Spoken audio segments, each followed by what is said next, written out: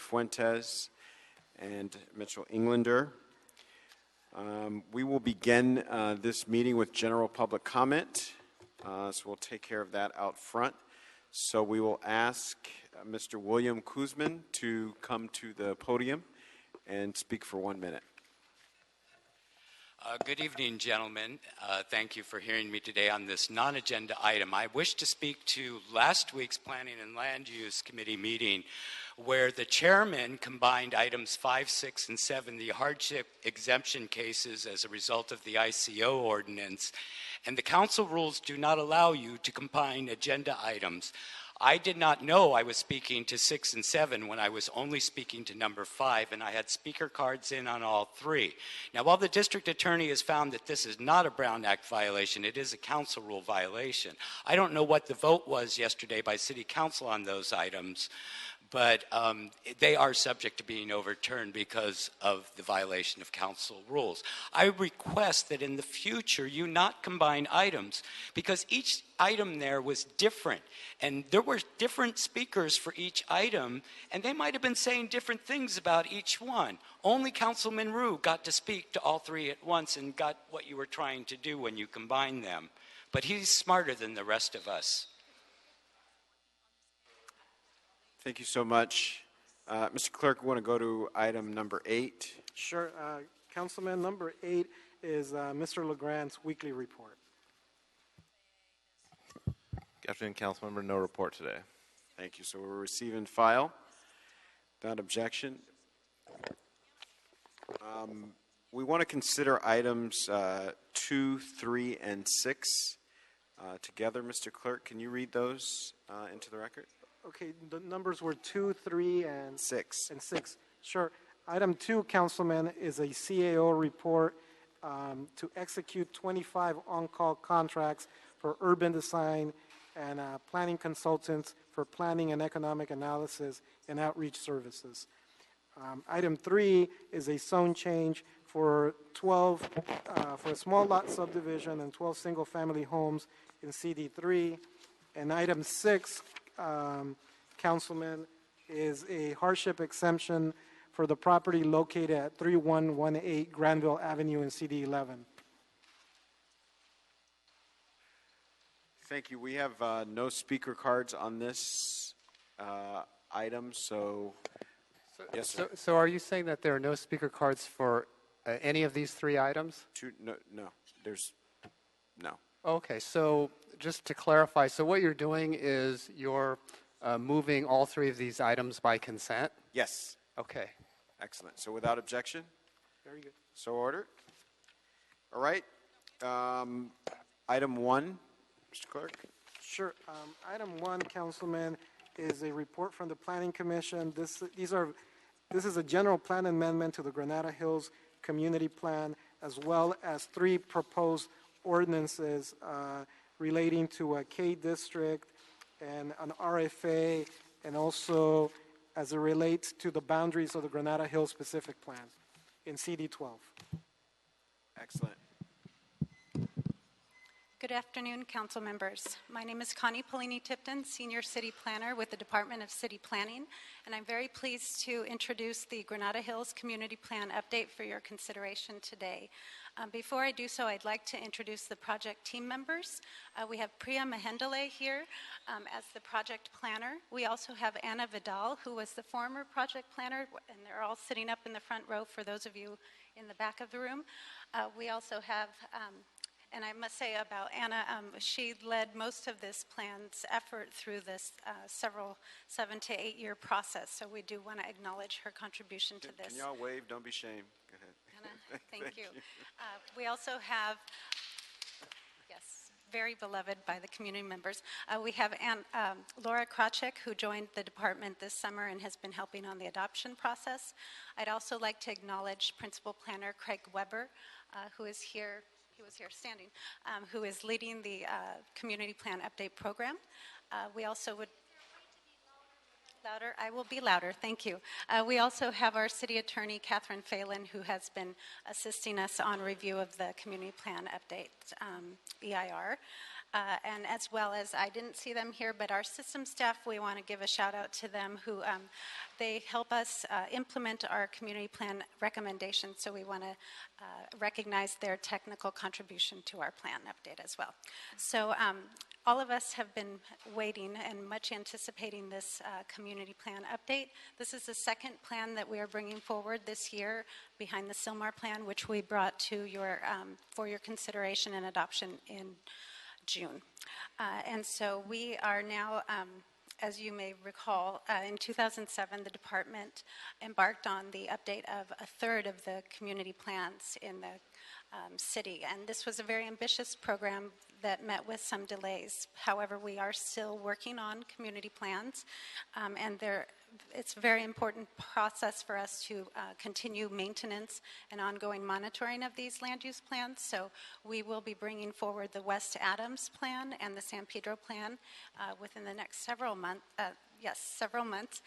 And those would be followed with the South LA and Southeast LA plans, and we do intend to bring back the Hollywood plan for your consideration as well.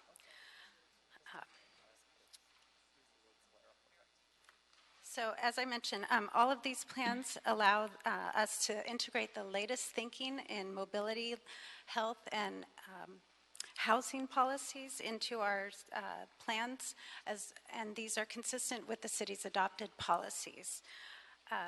One major objective of the community plan update process has been to create user-friendly documents that can be used not only by planners and decision makers, but also by the community members. And the Granada Hills plan really does this. It represents this updated approach to community plans with new illustrated plan texts that contain photos and illustrations and maps that help us guide development and the evolution of these communities. Along with the revised plan text, we also have zoning that has been updated and corrected. In Granada Hills, we have the specific plan that is an existing specific plan that has been revised, along with the equine keeping district is also revised through this process. And finally, we have a proposed new residential floor area district per the community's request. So all of those items are before you today for your consideration.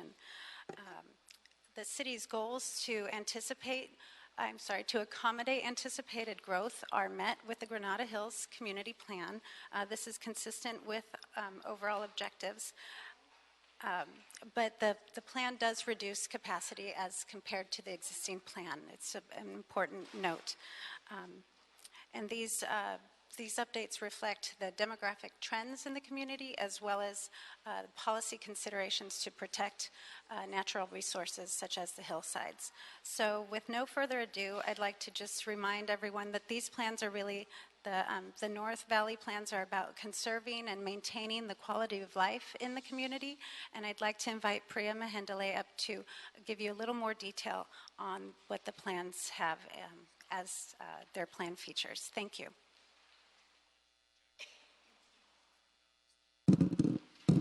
Good afternoon. I'm Priya Mahendale with City Planning, and I'm really excited to present the Granada Hills Nolwood Community Plan to all of you today. The community plan, as Connie mentioned, is part of the program that was initiated back in 2006 as part of Department of City Planning and the city's effort to update our community plans. The Granada Hills Nolwood Community Plan is essentially a refinement of the existing community plan, which was last updated in 1996. The plan is a conservative growth strategy that preserves existing single-family neighborhoods, low-density residential, agricultural zones, and equine-keeping neighborhoods.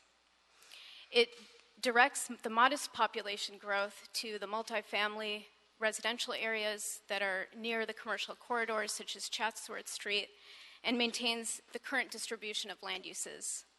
The plan lowers the overall population and housing capacity as compared to the existing community plan, but it also accommodates the population forecast by the Southern California Association of Governments. The plan also expands and improves the equine trail network and the connections. And during our public outreach process, we heard a lot of public input and concern from stakeholders around three main issues, which was the loss of large lots and equine uses, or equine keeping, the preservation of residential neighborhoods and the small town atmosphere, and the need for more pedestrian-oriented and more attractive commercial areas. The plan addresses all of these issues through zone changes, general plan amendments, and 3 implementation tools. The 3 implementation tools include the amendments to the existing Granada Hills specific plan, amendments to the existing K equine keeping district, and a brand new implementation tool, which is the Old Granada Hills Residential Floor Area District. The amendments to the Granada Hills specific plan include new regulations that implement the community plan policies, such as new regulations for additional landscaping, revised setbacks, and better design guidelines. And it also clarifies definitions and procedures and eliminates some of the repetition that is currently in the municipal code. And we've also revised the specific plan boundaries to include the commercial area on Chatsworth Street west of Lindley Avenue. These properties were included as part of the transmittal to Council for your consideration. The amendments to the existing K equine keeping district includes additional lot conditions to ensure that future equine keeping is feasible. The lot conditions include minimum lot size, the pad area for horses and distancing requirements, equine access paths, and the equine keeping district also includes requirements for the development and improvement of trails. So as I mentioned, we do have one new implementation tool, which is part of the community plan, and it is the residential floor area, or RFA district. And the RFA district proportionately limits the size of single-family dwellings based on the lot size, and it is more restrictive than the current citywide baseline mansionization ordinance. And it also has incentives for neighborhood-appropriate design through floor area bonuses. At the City Planning Commission public hearing, the Commission recommended that the Planning Department analyze 3 additional RFA options to consider some increased residential floor area for larger lots in the RFA district.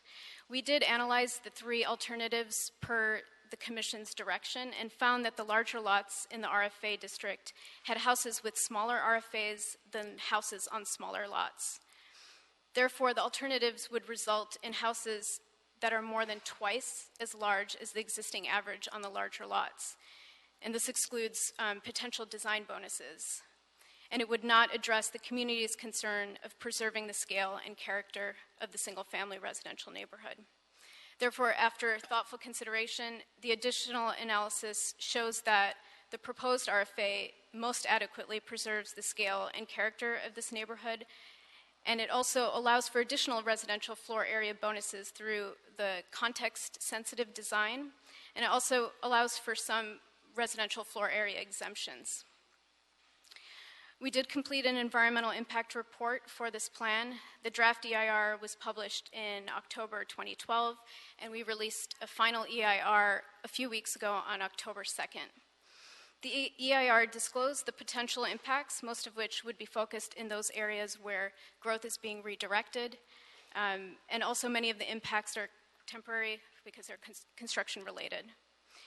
The implementation tools, such as the K District, the Granada Hills Specific Plan, and the Old Granada Hills RFA, as well as the numerous zone changes and plan amendments to minimize development within residential neighborhoods and foothills, reduce the potential impacts this plan may have on the environment.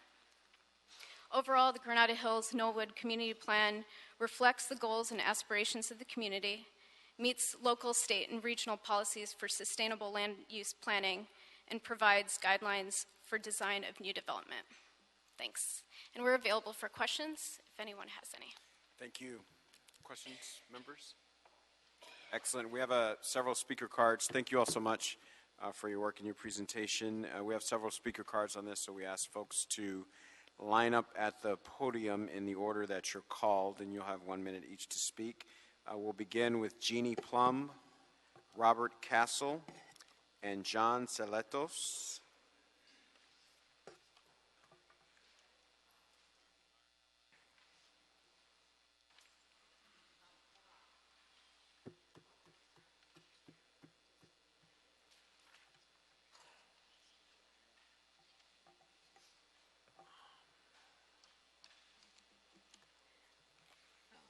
Jeannie Plum. I was introduced to the committee and the planners in May of 2009 as a community partner, and was requested by them to work with the community and the planning department on the K District, horsekeeping policies, trail locations, etc. And I was glad to do that. I continue to work with them until this time. I'd like to bring your attention, I'm addressing specifically Exhibit G and the K District Supplemental Use District, of which all of the improvements I support. I'd like to draw your attention to Section 2, Conditions for the Lots. It says on the last sentence that there may be an additional review of the grading plan, and I'd like inserted there that the community may be invited to these meetings either by the advisory agency or other decision makers. We have pre-grading meetings that are very effective in looking at the trail system, making sure that all the equestrian items are addressed by the planner. And secondly, Thank you. Jesus Christ. Well, can I have the pictures back since I can't address them?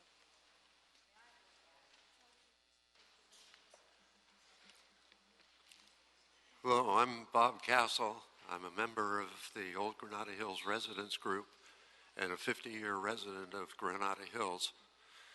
I didn't plan to speak other than to let you know that I'm totally for this item that's being presented. Thank you. Thank you.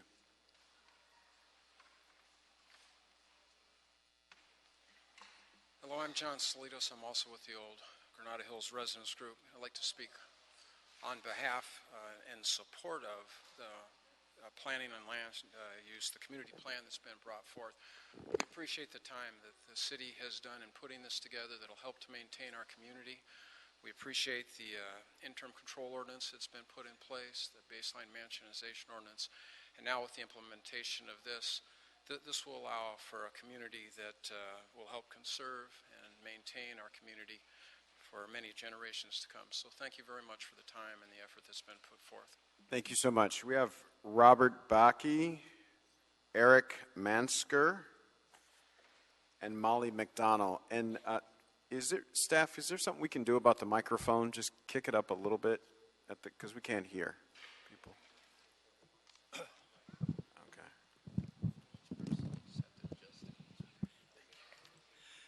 I'm Robert Bakke, a homeowner in Granada Hills, and I support the residential floor plan.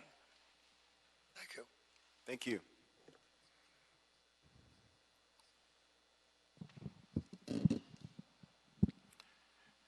Hello, everyone. My name is Eric Mansker, and I'm a member of the Granada Hills South Neighborhood Council.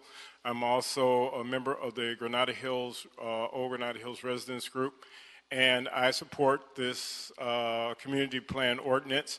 I also would like to thank Anna Vidal and her crew for working with us for the last 7 to 8 years.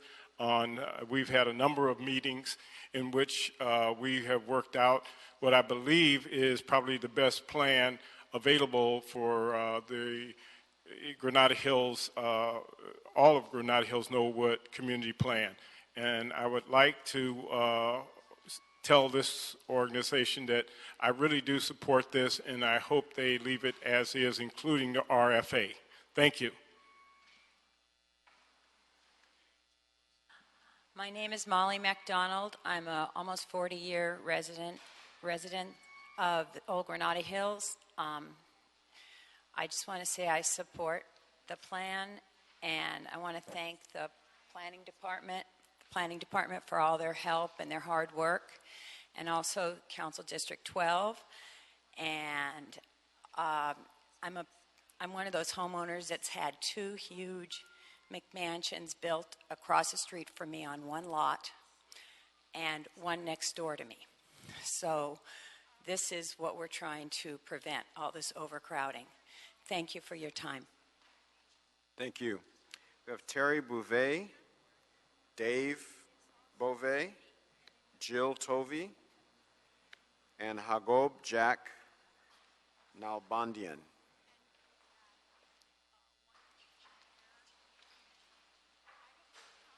Hi, my name is Terry Bouvet, and I don't really have to speak because my husband will. But I'd just like to say that I agree completely with the Old Granada Hills Residential Floor Area District overlay. Thank you. Thank you. Hi. How's that for an introduction by your wife? My name's Dave Beauvais. I'm president of Old Granada Hills Residents Group, immediate past president of Granada Hills South Neighborhood Council, also a member of the Chamber of Commerce. So I've got it all covered. I want to first of all thank the planning department, especially Hannah, who's been with it since the very beginning, for their hard work.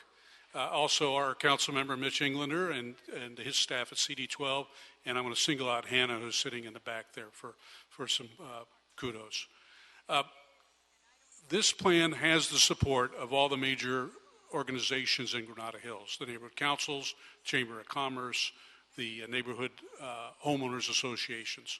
And I would urge you to think about that very hard as you hear the comments today. We've been working on this now for almost 8 years, and glad to see it come to fruition. I want to talk just a moment about the RFA and tell you that we absolutely need this in Old Granada Hills. It's to stop the overbuilding, stop the mansionization. Thank you very much. Thank you. Hi, I'm Jill Tovey. I've Hi. lived in Granada Hills for over 43 years, and lately I have been really surprised at the number of homes that have been built in our area. And I'm afraid we are losing our quaint and charming community to greedy land developers that only want to make a buck. These people don't take into account the feelings of the residents. So I'm here today to urge you to vote for the Granada Hills Nolwood Community Plan, and that you will help keep our neighborhood and, you will retain our attractive and small town character. Thank you.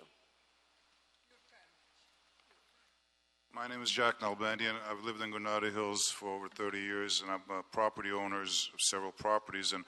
And this proposal that came out without anybody being notified, I just got the email roughly 2 weeks ago, and I don't understand how they could do it without letting the neighborhood decide and put their input into it, so what's going on, why. They want to limit the population in Granada Hills, that's fine. They could do other things, not restrict building, that's fine, but totally stop it to 20%, I mean, give me a break. You know, I mean, you're going overboard. You've got other issues you need to worry about. You got massage parlors on Granada Hills. They're coming here right and left. You've got lunch trucks that are there on weekends with people, people being attracted from all over. You know, you need to do other things. Your priorities are in the wrong place. To restrict building totally, it's wrong. I don't know where their priorities are, where they're getting their inputs. Why weren't we, as property owners, notified? Thank you. Bob Wyandat, Karen Ziegler, Tip Whiting. Thank you, gentlemen. My name is Bob Wyan. I'm a retired Department of Building and Safety Inspector. I also happen to have worked CD12 for a number. Into the mic. There you go. Excuse me. Thank you. Bob Wyan, retired Department of Building and Safety Inspection. I also worked CD12 for a number of years. Having been on both sides of the issue, I can appreciate the well-intended and hard work of the City Planning Office, in addition to the developer's interest as well as current homeowners concerned. I support the majority of this measure, however, I'm vehemently opposed to the residential floor allowances. They're, as written, punitive. They're disproportionate. Members with smaller homes are punished by not being able to add a proportionate amount to an existing larger home who is there. We do have in place, thanks to the wisdom of the council, a number of measures that are more than adequate out in the field. They're protecting neighborhoods very well. The baseline mansionization, the big house ordinances are all doing a fine job. Thank you. Hello, I'm Karen Ziegler. I'm a Granada Hills resident. I oppose this. I was never advised of it prior to a couple weeks ago, and I vehemently oppose this. I'd like to donate the rest of my time to Mr. Kuzman.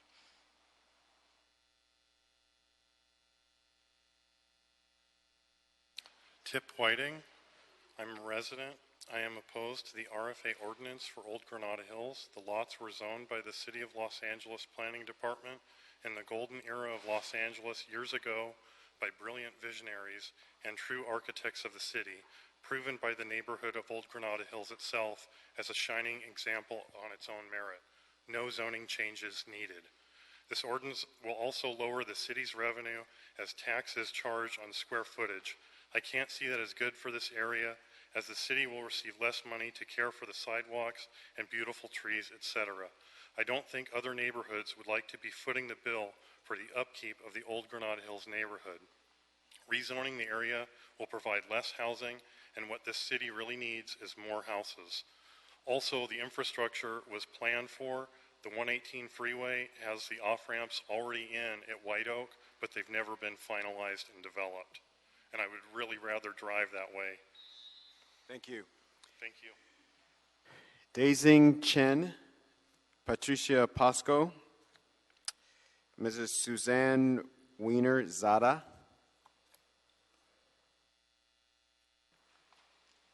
Yes, sir. I'm the homeowner of Granada Hills.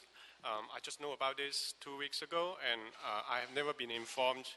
And I think as a homeowner, I should have the right to vote. I came from a country that one person make a decision and the rest of the people have to suck it up. I came to U.S. to chase my American dream. After a few years hard work, I have my rent and a small house. I have big land, over 8,000 square feet, and only 1,000 it's an old house. So I have my dream. I wanted to expand it, but this definitely is going to affect my American dream. So I would say, let me know more details in plain English and let me vote for it, and let the neighbors know, vote for it. I should not somebody make the decision and then have me to suck it up. Thank you. Thank you. Good afternoon. My name is Patricia Pasco. I'm trustee for the Julie C. Pasco Trust. We've been owners in Granada Hills, Old Granada Hills, since 1961, and I currently oppose the proposed RFA, and I'm also opposed to the ICO, and I defer the rest of my speaking time to Mr. Kuzman. Thank you. Thank you. Just so folks know, there's no deferral of time for future speakers. My name is Suzanne Zada, and unfortunately my husband is very ill and he can't be here, and it's most unfortunate because he's the smarter of the two of us. Talking about unfortunate, I feel very unfortunate because I have to speak against this plan and not for the plan. And all my life I have been for things and not against things, because that means that you are a negative person. I'm sure that this plan has something wonderful in it. Unfortunately, what it does, it ruins our retirement plans totally and utterly. And I would very much like you to think about that. How would it feel if it would be your retirement plan? We have bought this land about 30 years ago. In 1994, we went through a similar ritual, asking for a rezoning and so on, and we were zoned 17,500 acres. Thank you. Thank you. That's it? Your time, yeah. I can't say nothing? No. Oh. If you have it in writing, you can submit it to the record. If you have it in writing, you can submit it and it'll become part of the record. If you have it written down? Well, not really. I mean... Okay. All I want to say is that we got I'm sorry, that's your time. It's 1 minute per speaker. So we have Gail Bevia, or Bevia, Drew Raynor, and William Kuzman. My apologies if we are mispronouncing your names. Yes, it's Biava, but you were very close. Thank you. My name is Gail Biava, and I have come because I'm very much in favor of the legislation that you are discussing today. I live in Granada Hills and have since 1971. I live on the street that has the huge deodar cedars that are some dead and some dying, even though they are a city cultural monument number 12. This is not going to keep anybody from doing anything but continuing to enjoy the community that has been built for many, many years. Please take the work that your own planning board has done and worked with so many people and pass this. Thank you. Good afternoon. My name is Drew Raynor. I'm a 25-year resident of Old Granada Hills, and I just want to completely tell you how incredibly important it is that we do have this RFA in place. In the last 25 years, we have seen a quick demise of beautiful properties that have been subdivided simply for profit, and homes built on top of one another is not the way to preserve our community. I understand there are definitely people who feel that their investment is at loss, but there's been much information put out there in terms of trying to go against what this is all about. The reality is this plan is far more generous than the current ICO. And the reality is that we have overcrowded schools, we have overcrowded street parking, we do not have the facilities to double our size of our neighborhood. It is important that we, as a group, understand what's at stake here. And I thank you very much, and I hope this will be enacted. Thank you. Mr. Chairman, can I be deferred to the end of this? Because I've spoken to this issue several times over the last 2.5 years. You have a minute now. No, I would like to be deferred to the end since I've spoken to this issue several times before. I want to give the rest of the people a chance to speak first. We're not going to do that. So you're at 40 seconds. Well, then I'm going to tell you that you've got some errors in your Exhibit I of the report that's due in here today that says the maximum that a 5,000 square foot lot can build is 1,000 square feet. And that's wrong math. 20% times 5,000 is 1,500. You got a mistake. You got a lawsuit filed against the city for the ICO, which provided me with all the raw data for Old Granada Hills. You only have one new 2-story house in the last 9 years. You have 0 demolitions. You have no McMansion problem at all to justify putting an RFA or an ICO in place. I don't get it. The mansionization ordinance is working fine, and that is proved by your own city raw data. It's working fine, and you've got a motion to make it more restrictive.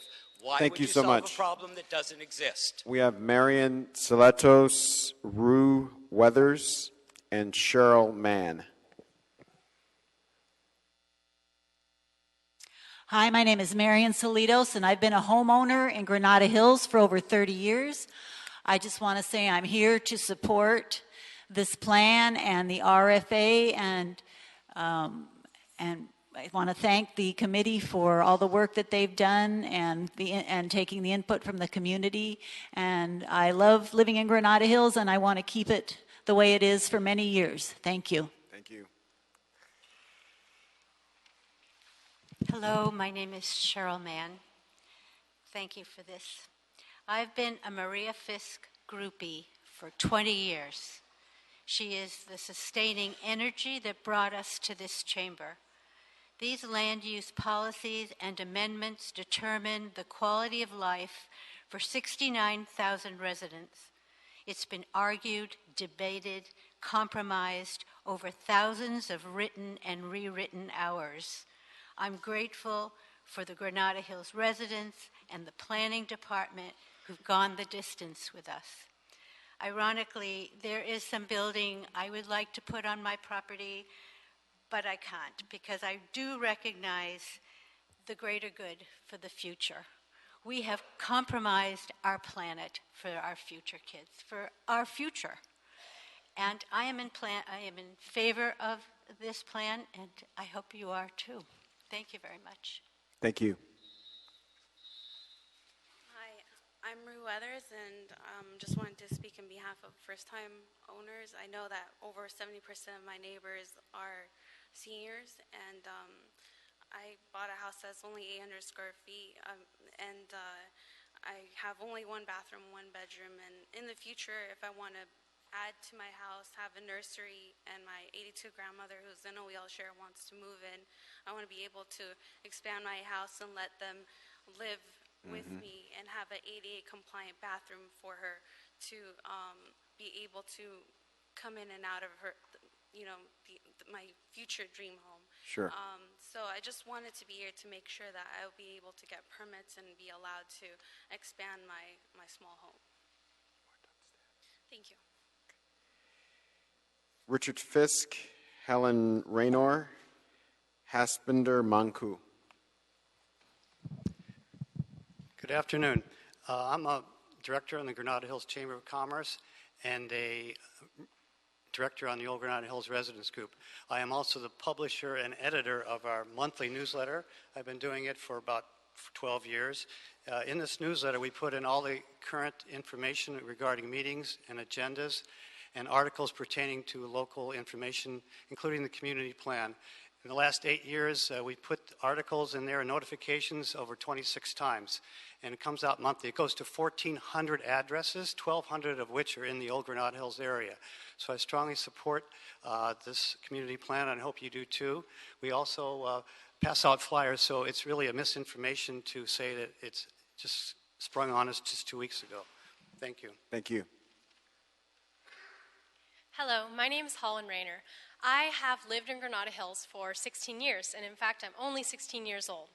But for what it's worth, I would actually like to keep what Granada Hills as it is, because I feel as though the community that I've grown up in has been a crucial part to my development, as it's kind of a hometown community and kind of a small feel. So yes, I would like to keep Granada Hills as it is. Thank you. Yes, sir.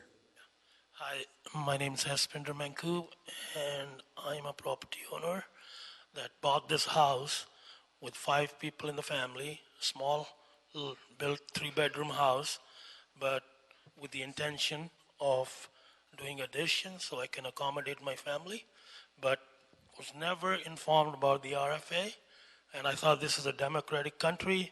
Doesn't seem like it. Even right here, you see pros come first, the cons, nobody. After the pros came, then they brought the cons in. I mean, this is what you're here for? And it's so confusing, 120%. 120% of what? Why don't you just say 20% so you don't confuse people saying, oh, you can build, 120% of your existing lot, building. So please clarify this. Maybe there is a lot of clarification that's needed here. And that's about all I'm going to say. Thank you. Thank you so much. And Maria Fisk will close out our speaker cards on this matter.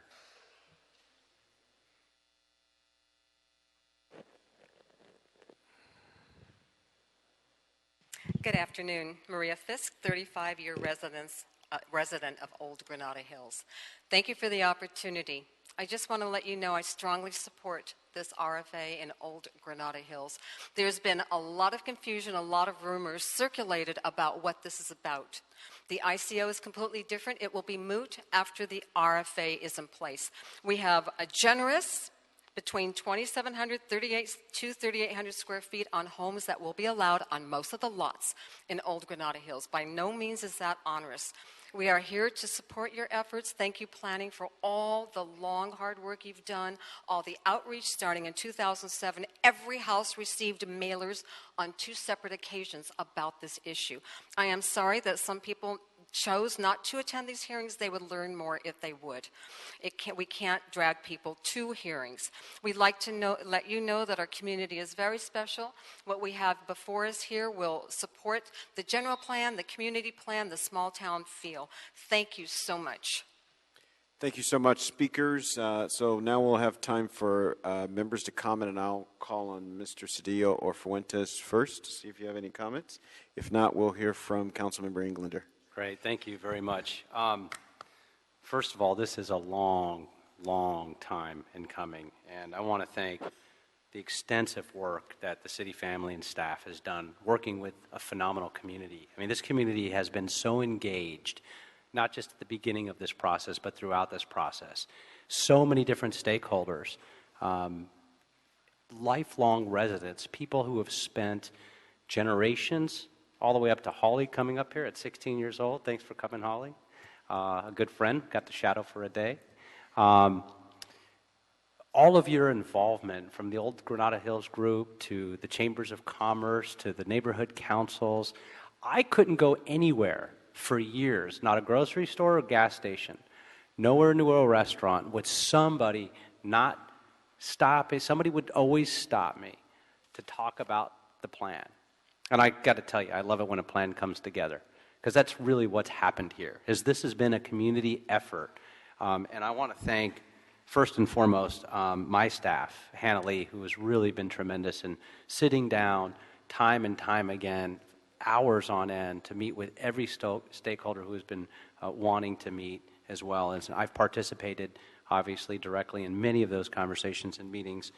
But I want to thank Hannah, along with the city family. I want to thank Maria Fisk as well for her leadership, her push and drive to protect this community, this little slice of heaven in Granada Hills, and what this does. And it meets so many objectives from so many different stakeholders and the input that you've all given. For those of you who have said that you've only heard, and I want to address this, and I don't want to offend anybody, but I want to say this. For those of you who have said, I've only heard about this in the last 2 weeks, I'm sorry. You need to wake up and get involved. You need to just pay attention to what's happening just a little bit in the community. There's not a document that has gone out from the Old Granada Hills group that didn't include this. The neighborhood councils, the emails, the constant stakeholder meetings, the roundtables, the discussions with business owners, with residents from door to door, to things that have nothing to do with Granada Hills. I was at Valley Vote meeting last night, and it came up as it continues to come up in so many meetings, even outside of Granada Hills. Get involved and sign up for our weekly newsletters. They go out every Friday to tell you what's happening in the community. But there's been so much discussion on this that I wanted to go through and highlight just a couple pages of the phenomenal highlights of what this plan actually does. But I'm hesitant to do that in fear of taking even more time ad nauseum to go through what has already been years of work by planning staff. And so I think we've done that. I actually am more anxious and excited to cast a yes vote and move this on to the full city council. But I want to thank those who did come down, whether you were for or against this, whether you were aware of it for the last, we'll say, many years of deep discussion, or you've just learned about it recently. I want to thank you for taking the time to come down here, because you do have a voice, and your voice does make a difference, and that's where this plan came from. It wasn't dictated. It wasn't driven by the council office or city planning or the staff. This came from the community. This was a culmination of conversation and collaboration from the community, written by the community, for the community, on behalf of the community, and I want to thank the community for doing that. And so I appreciate it. I urge and ask for all of my colleagues to vote yes on this plan and move this to the full city council. Thank you. Do we have a motion, Mr. Englander? My motion is to approve it as written with no changes. Excellent. Do we have a second? Any objection? So a couple of actions. Two actions. Okay. Go ahead. So the action items would technically be to adopt the zone change ordinance for the Granada Hills Nolwood Community Plan and instruct the city attorney to prepare the ordinances for the K District, the RFA District, and the boundaries of the specific plan. In addition to the approval of the actions, we ensure that the planning and the city attorney include the language in the appropriate ordinance that removes applicability of the March 2015 ICO ordinance number 183497 that include the Old Granada Hills area, inasmuch as it was intended to be a temporary measure until the community plan was adopted. The motion has been read, moved, and seconded. Hearing no opposition, so ordered. Very good. Thank you, sir.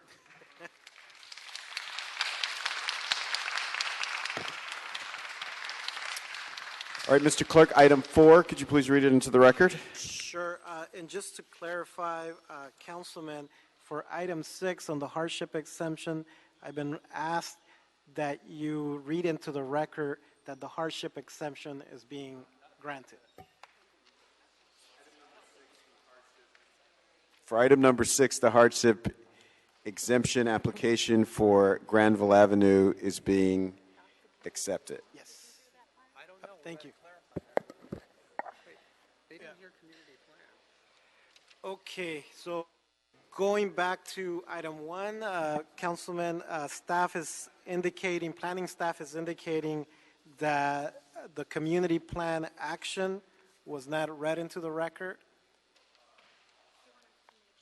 So they want to make sure that that's read into the record. Mr. Clerk, can you read the Sure. What is it that you need? verbiage in question into the record? Yes, so we are, so, go ahead. So we will be adopting the community plan update, certifying the EIR, and as far as the boundaries for the Granada Hills specific plan, those are also being adopted and requesting the city attorney to prepare the necessary ordinance and amendments. And that request is per a council motion by Councilman Englander. And that was under Council File 070535 sub 2. Can we have a motion on that? Okay. Second. Hearing no opposition. All righty. So ordered. So now we sequentially go to item 4. Item 4, thank you. Item 4, Councilman, is a revocation case in CD9. It's for the El Arroyo Bar located at 7026 South Broadway Avenue. And the zoning administrator is present. Thank you so much. Good afternoon, committee members. Lourdes Green, Office of Zoning Administration, on behalf of the Director of Planning. Before the committee is an appeal of an action by the Director of Planning to revoke the use of a bar and alcohol sales at a location known as the El Arroyo Bar. This is the third required review of this location. Pardon me 1 second. Can we get the door closed so we can hear?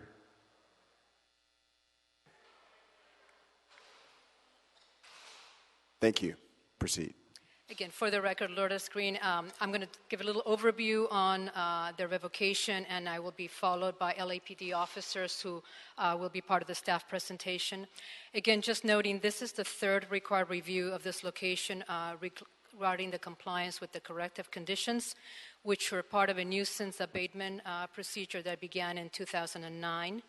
There were 2 prior reviews. Both of those were appealed to the City Council, and the City Council denied those appeals. So, including this appeal, there have been 7 hearings for this location with no improvements or with no evidence that any willingness has been occurring to correct the chronic noncompliance with the imposed conditions. Originally, the history of the location involved complaints regarding the solicitation of alcoholic beverages by women in the bar, unpermitted dancing, loitering, assault, gunfire, and vandalism, all of which led to the original nuisance abatement action. The Arroyo Bar was operating under 39 corrective conditions. These included the prohibition of B-girl activities, of dancing, of amplified sound and audible music outside of the premises. Conditions also restricted the hours of operation, established security guard minimums, required start training for alcohol sales, and hotline for complaints. One of the most ongoing violations in the bar has been the B-girl activities, and these are activities where women will sit with male patrons and then have solicit purchase of alcoholic drinks that then they receive a commission of the drinks, the price of the drinks. One of the conditions also requires that there be posting of signs that no B-girl activities occur. Those signs are posted and obviously completely ignored by the operator and the staff. And the bar has had a really long history of such activities occurring with the knowledge of the operator. And police department is here and will address this and a number of other violations and their investigation results. The record repeatedly shows that the police reports filed for such solicitation, which includes admonishments to the operator for his part in allowing the activities to continue.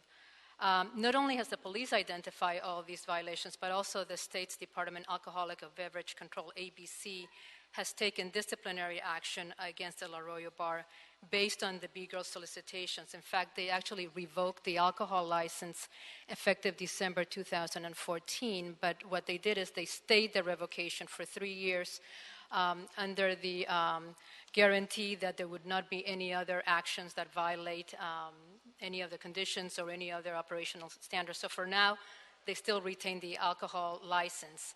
And it's noteworthy to note that the state has done this because it does point to the fact that there are violations of state regulations, which confirms also all the activities of the police department that they have had within the past years in reviewing this location.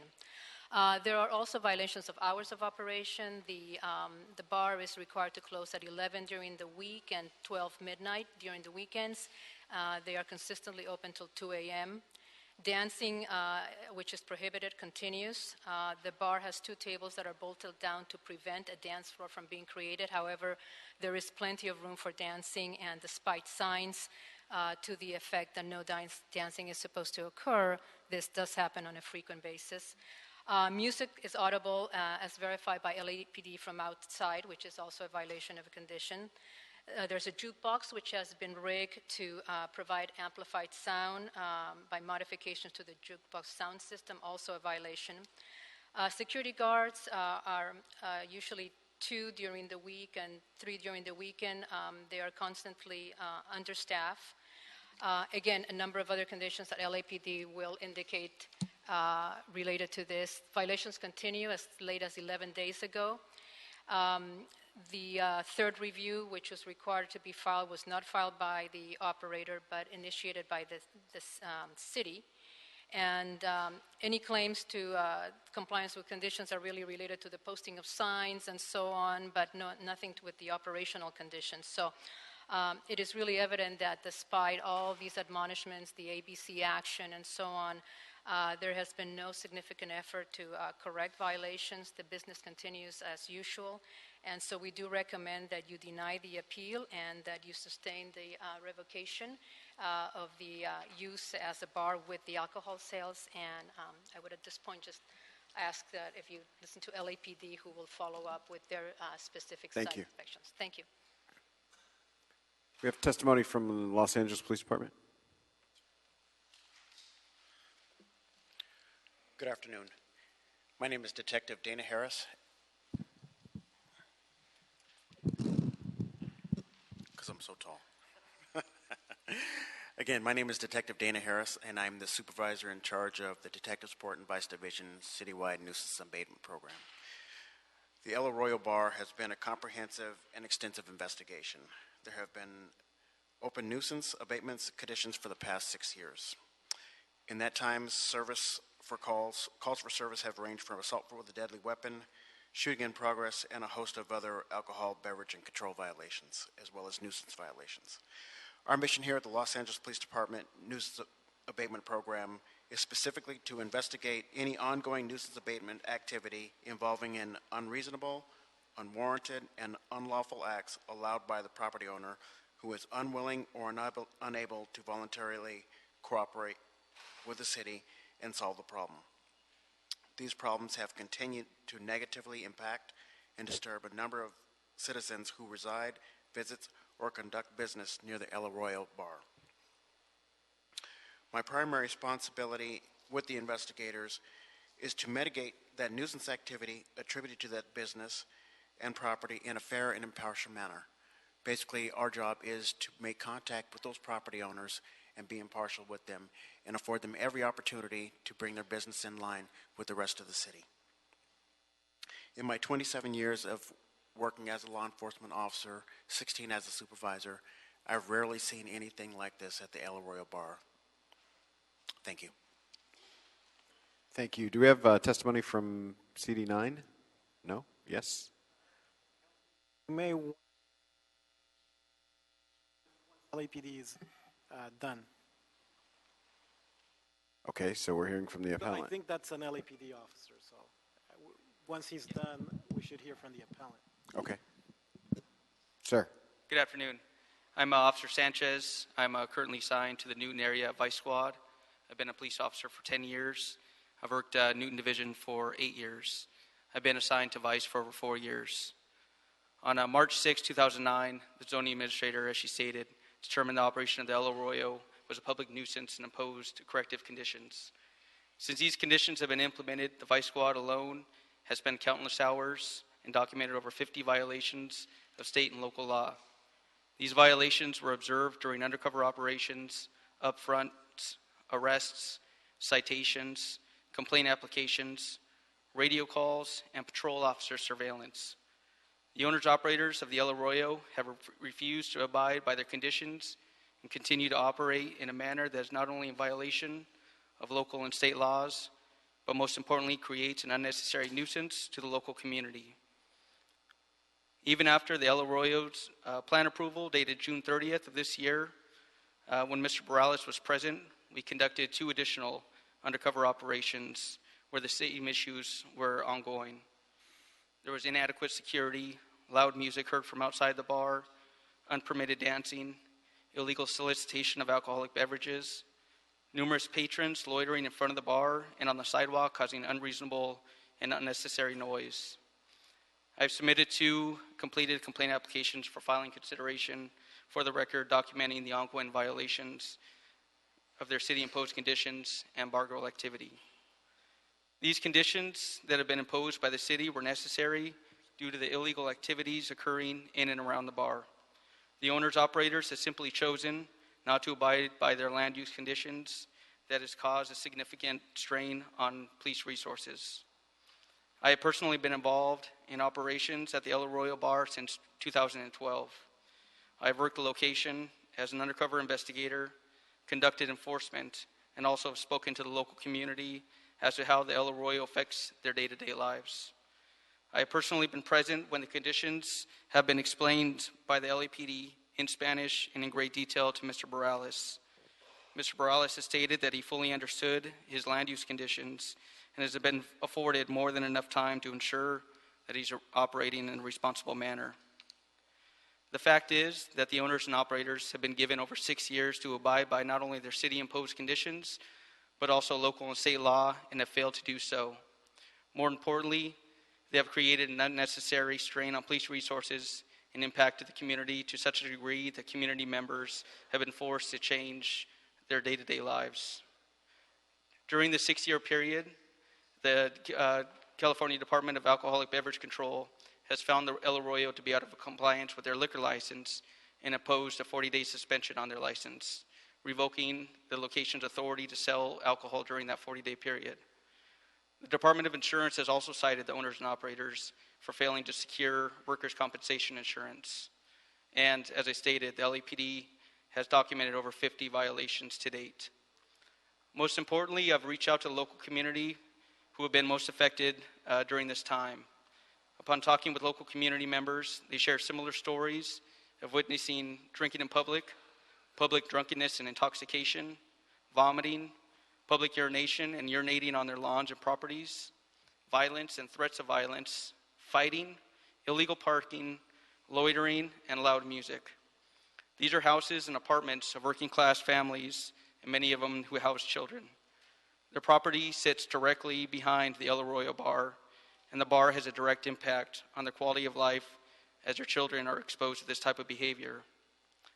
Through each plan approval, the owners operators have demonstrated severe deficiencies and noncompliance.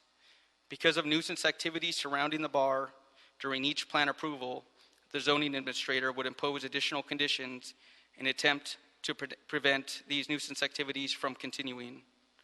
Again, the owners operators have been afforded over 6 years to comply with the conditions that the city has imposed on the property. And as of our last undercover operation just last week, the operators still continue to operate outside their conditions imposed by the city. The El Arroyo Bar falls within Reporting District 1393. This is a relatively small reporting district that is situated with Gage Avenue to the north, Main Street to the east, Florence to the south, and Broadway to the west. There is one other ABC location within this reporting district. In a 2-year period from October 15th, 2013 to October 15th, 2015, 172 arrests were made in this RD alone. Community members have generated 45 calls for service for alcohol-related activity alone. 5 arrests were made in this RD for driving under the influence, and 16 arrests were made for public drunkenness. This year alone, security guards from the El Arroyo generated 2 calls for service. One was on March 10th, 2015 for a battery suspect. The call was generated at 10:49 p.m. for a fight that occurred at the bar. The second radio call was generated by the El Arroyo this year was on April 22nd, 2015. This call was generated at 12:30 a.m., and this is 30 minutes after the bar is required to be closed. This call was for an assault with a deadly weapon. I would like to address a few discrepancies that I found in the prepared appeal application by Mr. Kaplan dated August 27, 2015. Mr. Kaplan indicated that the purchasing of alcoholic beverages by a person for another person is simply out of the gracious hospitality and customary in community bars. This is simply not the case. In the El Arroyo, there are numerous females who sit at the bar, who have house knowledge, and have been seen cleaning tables, going behind bar areas where the bartender typically stands, and their main job is to solicit and offer her company to customers in exchange for a commission. Early on in our investigation, the bartender would pay out the employee or a bar girl when the beer was purchased by the patron. Over time, Mr. Morales was advised that this was against his land use conditions and state law, and he simply attempted to appear as though he was no longer involved in the activity. The information was given to us by the bar girls on future operations, where they advised us that they now collect their own commission.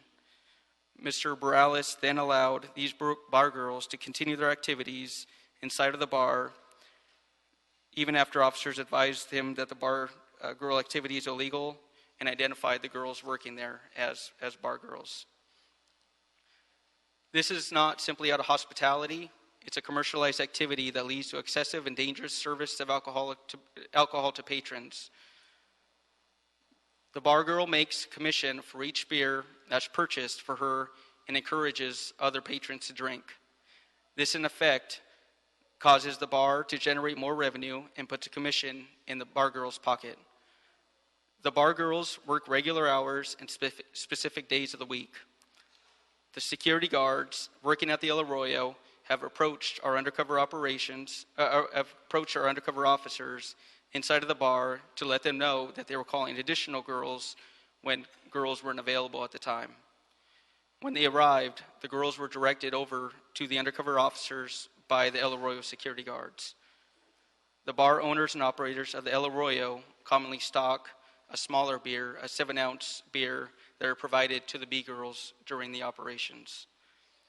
In the appeal application, Mr. Kaplan also indicated that there was not substantial evidence to support the premise for being a public nuisance because there were not excessive police calls. There's a reason why there were so few radio calls generated at the location. Upon talking to the community members, they have dealt with these issues for so long, they simply changed their ways of life to deal with nuisance activities caused at the bar. Remember, this has been going on in excess of 6 years. Thankfully, there are some community members here today that will share their experiences with you. Mr. Kaplan also indicated that Mr. Morales has made every reasonable effort to comply with or substantially complied with his conditions. Mr. Kaplan indicated that Mr. Morales had substantially complied with the 3 security guard condition. That is inaccurate. On May 23rd of this year, while conducting an upfront inspection to ensure the owners and operators were abiding by their city-imposed conditions, only 2 security guards were present. Another undercover operation was conducted on September 5th of this year, and only 2 security guards were present. A third undercover operation was conducted on September 9th of this year, and only 2 security guards were present at the time. So this statement is simply not true. As to condition number 12, Mr. Kaplan indicated that Mr. Morales has substantially complied with or have his security guards star trained. During our last upfront inspection dated May 23rd, 2015, there was no documentation indicating that they had been star trained. To date, we still have not received any information documenting that the security guards have attended training. As to condition number 17, Mr. Kaplan indicated that Mr. Morales has substantially complied with having tables permanently fixed to the floor, the dance floor. As the staff photos will show, only 2 tables were permanently bolted to the floor, to the old dance floor area. Also was observed during our last 2 undercover operations that the customers and bar girls are now dancing in another area of the bar, and the observation was documented in our submitted reports. As to condition number 19, Mr. Kaplan indicated that Mr. Morales has substantially complied with because there are no speakers in the premises except those wired to a jukebox. This statement is also inaccurate. There are speakers still hidden in the wall behind a metal screen. Those speakers are connected to a DJ sound system located in Mr. Morales' office. During our last undercover operation on 9/5 and also on September 9th of 2015, there was still excessive noise heard from the outside of the property and a live DJ playing music. The jukebox was on, but it wasn't playing any music at the time. Condition number 22, Mr. Kaplan indicated that Morales has substantially complied and made every effort to close the premises at the required time. This is also not the case. This past weekend, a patrol unit log from Newton indicated that El Arroyo was open from 12:30 a.m. to at least 1:30 a.m. And during this time, the location was open and operating. Their log indicated there was loud music emitting from the inside of the location, and customers were entering and exiting during these hours. The next night, on Saturday night, this past Saturday, another patrol unit went out from 1 a.m. to 1:30 a.m. They also heard loud music coming from inside the bar and customers entering and exiting. On Saturday night as well, a Newton patrol sergeant went to the El Arroyo. He was there from 1 a.m. to 1:45 a.m. His sergeant log indicated that he observed a security guard at the front door as numerous patrons walked in and out of the bar. And like I said, this was only a few days ago. The owners operators fully understand that their conditions only allow them to be open until 12 midnight. As to condition number 33, Mr. Kaplan indicated that the owners operators have complied with the posting of a hotline number for community complaints. As of the visit on September 5th, 2015, there was no hotline number listed. Condition number 38, as to date, the owners of the El Arroyo have never reached out to the Vice Unit for advice, support, or any suggestions. By the owners and operators of El Arroyo continuing to violate their imposed conditions, it has caused an unnecessary strain on police resources. It has also caused the Vice Unit to conduct multiple investigations to ensure that they are in compliance. Again, 6 years later, nothing has changed in regards to the activities that is affecting the community and caused an unnecessary strain on police resources. It is the opinion of the Newton Vice Squad and the Los Angeles Police Department that the owners and operators of the El Arroyo are blatantly disregarding the conditions imposed by zoning and local laws and state laws. The El Arroyo has posted signage indicating that certain activities are prohibited at the bar, while they continually fail to act on them. It was noted that during the current operator took over the bar on June 5th, 2009. Mr. Morales has been afforded over 6 years to comply with the city-imposed conditions and has still failed to do so. We fully support the revocation of the location's use for alcohol sales due to ongoing nuisance activities that this bar has caused in the local community for over 6 years. We would ask that you uphold the decision made by the zoning administrator to discontinue the operation of the bar with alcohol sales. Thank you so much. I've been advised by the clerk to ask if there's an appellant present. There is an appellant, but I'm not sure if he's in the audience. So we'll go to speaker cards. Well, you might want to ask if Mr. Morales is present. Is Mr. Morales present? How about his attorney, Joshua Kaplan? Is any representation for Mr. Morales present? Okay. All right. So we'll begin if there's testimony from Council District 9.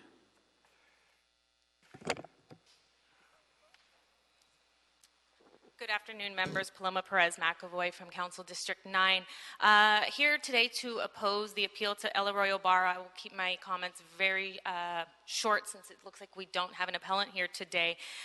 This revocation case dates back to 2008 and is evidenced by the testimony that you heard today from LAPD. This bar operator and its patrons for several years have shown a very clear disregard and disrespect for the surrounding neighborhood and community. You're going to hear from several community members today. I just ask that you deny the appeal and affirm the ZA's findings. Thank you. Thank you so much. We have Stephanie Campbell, Kathy Simpson, and Irma Johnson. You all have 1 minute each to speak. Oh, I thought we got 2 minutes. Good afternoon, sirs and madam. My name is Stephanie Campbell. I am a board member of the Can-Do Neighborhood Council, but I am speaking as an individual. I would also just hope that you guys would know that I support the revocation of the bar on Broadway, as we say. Just to make a long story short, when I realized that the students who went to Bethune Junior High School, which is the junior high school that I attended, had to walk through the alley that's behind the bar in order to go to school because of the condition of the street. It really, really hurt me. So again, we hope that the bar is closed down. Thank you very much. Thank you.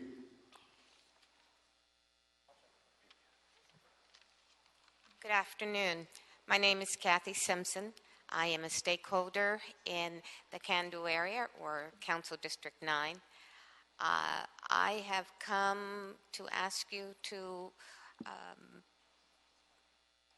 not accept the appeal to close the bar. The quality of life that the people have suffered through in that surrounding area is unbelievable.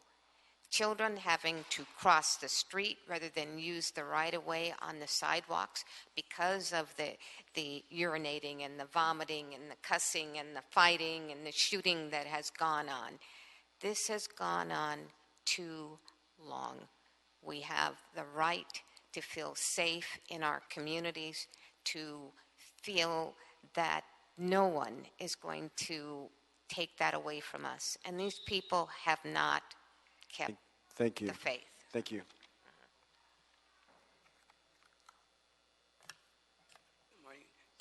My name is Irma Johnson, and my family and I, we have been in 9 for many years, and we want our kids and our people to be able, kids to go to school and come home in peace and play in the yard and go to the store without a harassment.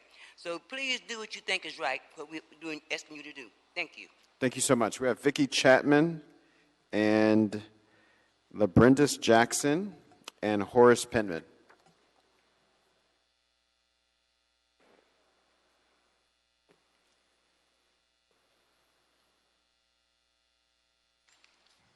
Good afternoon. My name is Vicki Chapman, and I live in the Council District 9, and I am in support of closing down the bar.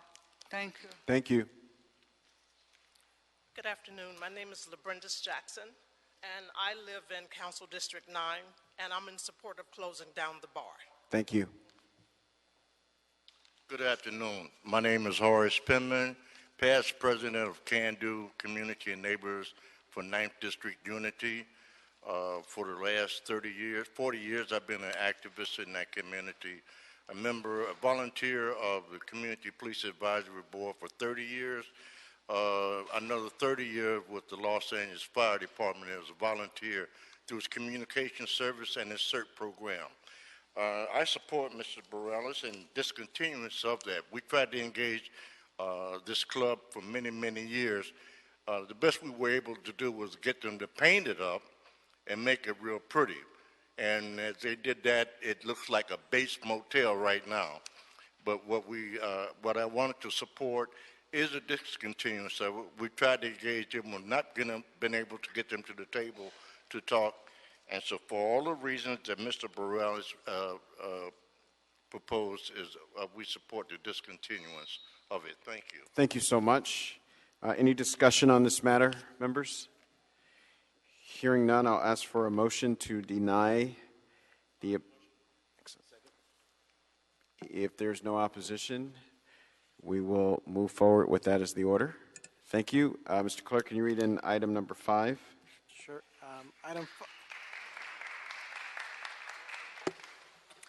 Item 5, Councilman, is an appeal by Balubhai Patel.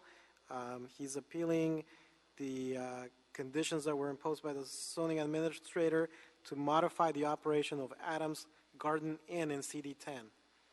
Thank you. Good afternoon, committee members.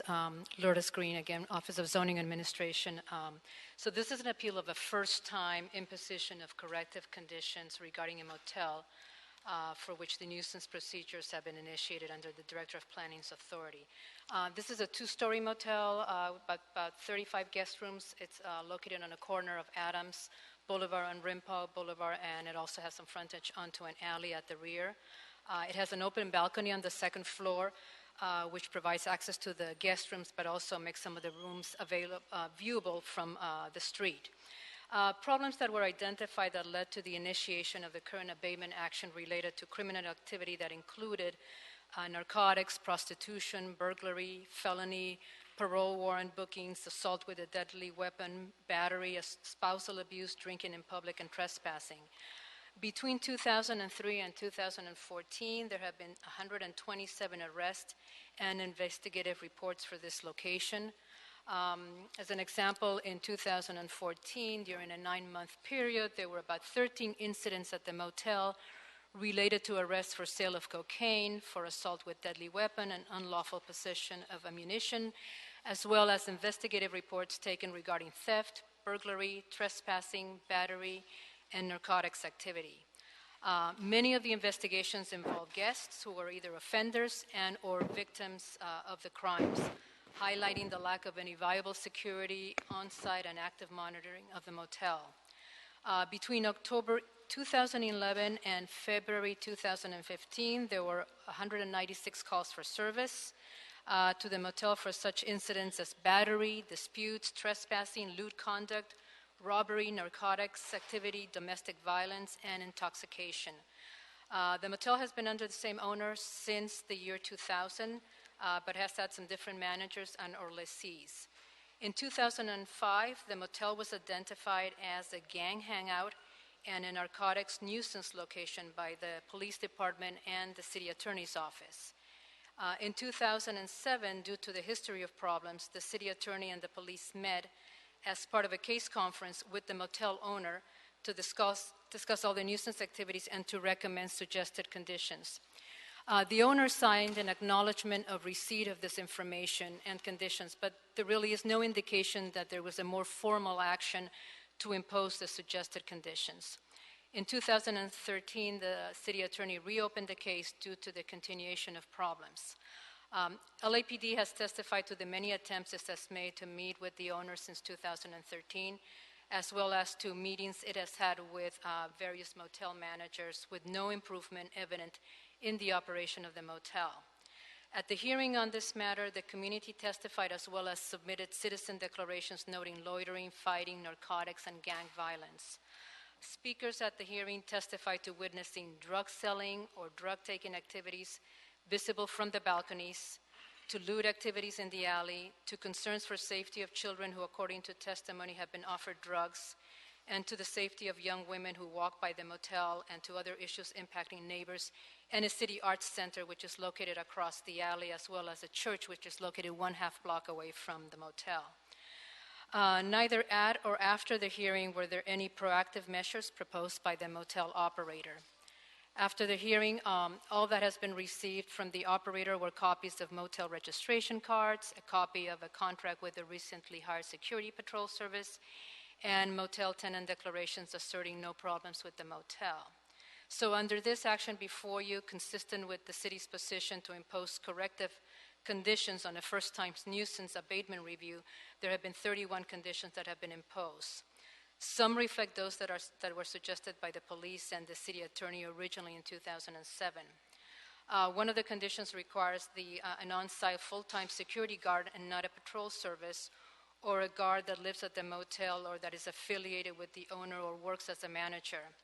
There are also operational restrictions related to posting of certain signs and of motel rules, surveillance cameras, maintenance, hotline numbers, secured entry access, property management training. Most significant is that there is a follow-up review for compliance required for a plan approval to be filed no later than 90 days from the effective date of this action with a public hearing. At that hearing, the city can consider whether any improvements have been made, or if not, whether the motel use should be revoked. If the plan approval is not filed as required, the city does have the option to file the review itself.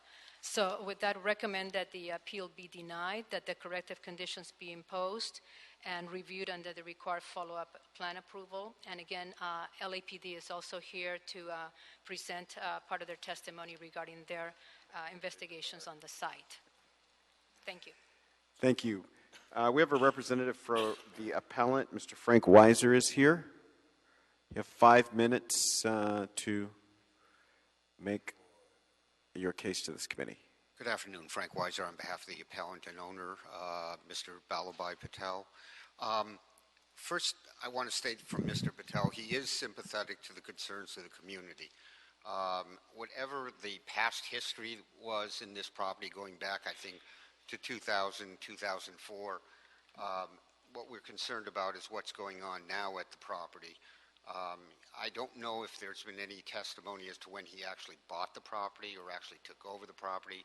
There apparently was at the zoning administrator hearing testimony about people who were operating it. He was not operating it for a long time, but he has taken over the reins of the property. He's instituted voluntarily a lot of what you have here in the conditions. What he has told me and what he is contending is that whatever the problems the community is complaining about, it's not necessarily coming from the property. The area itself has got a problem. There's apparently a liquor store and a restaurant a couple blocks away. He says there's activity emanating from that.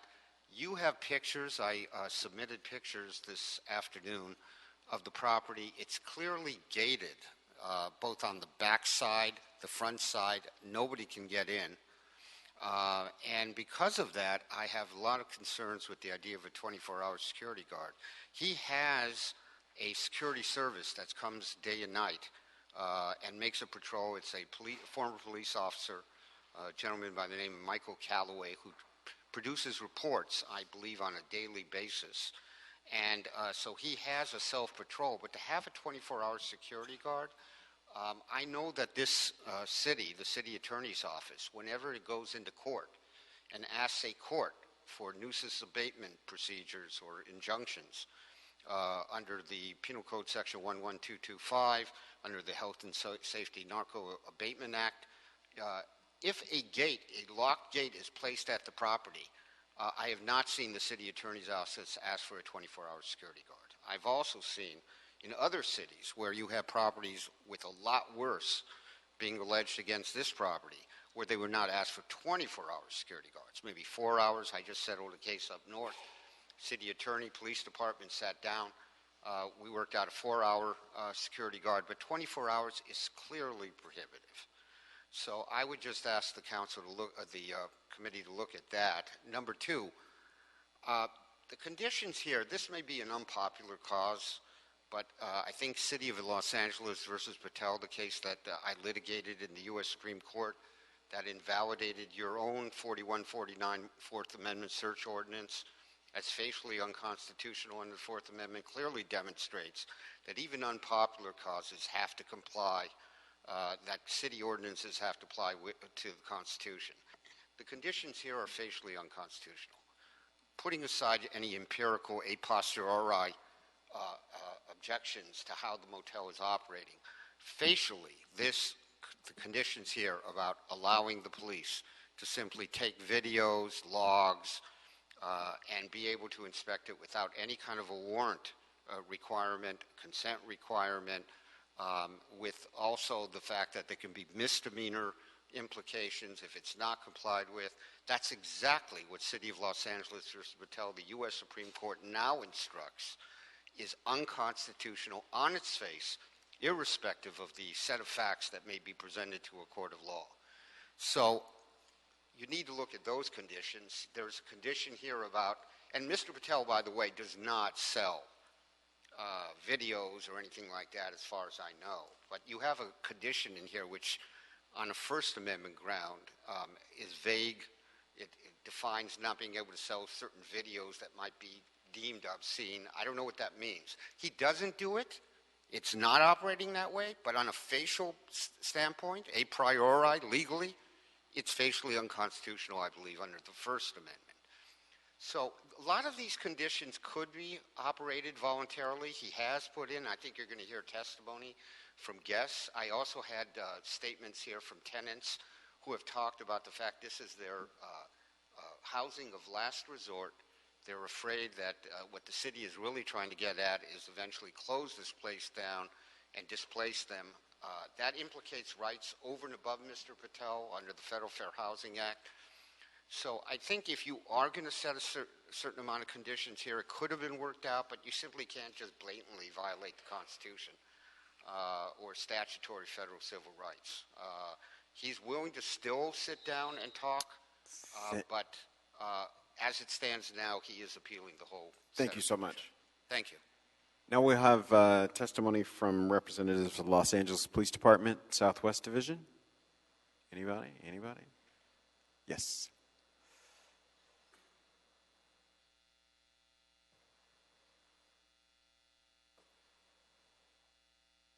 Good afternoon. I'm Officer Biondo. I was formerly the senior lead for the area that encompasses the Adams Garden Inn. I've been a police officer for about 13 years. I worked Southwest for 11 years, and I was the SLO in that area for about 5 to 6 years. I want to give most of my time to my colleague from Advice so we can talk about specifics, but I've testified before. You've heard what the zoning administrator has said. I did want to say a couple of issues, talk about a couple of things very, very quickly. One of the things that Mr. Patel's lawyer brought up is that Mr. Patel was not involved with the day-to-day operation of the facility for some time, and that's because, in my understanding, he leased the property out. He had another person who paid him a monthly salary or a monthly stipend, and that individual ran the business. So it appeared as though he was not involved, but he was involved in terms of it was a business to him, and he was receiving funds from it, emanating from the community. And the next thing I want to say was I took a little bit of issue with Mr. Patel's lawyer saying that the surrounding community is the issue. The individuals here to my left, most of them are the members of the community, and that's the reason why we are here today, is because they are concerned about what's going on in their community. And I'm going to stop there and let Officer Livingston come up and take my time.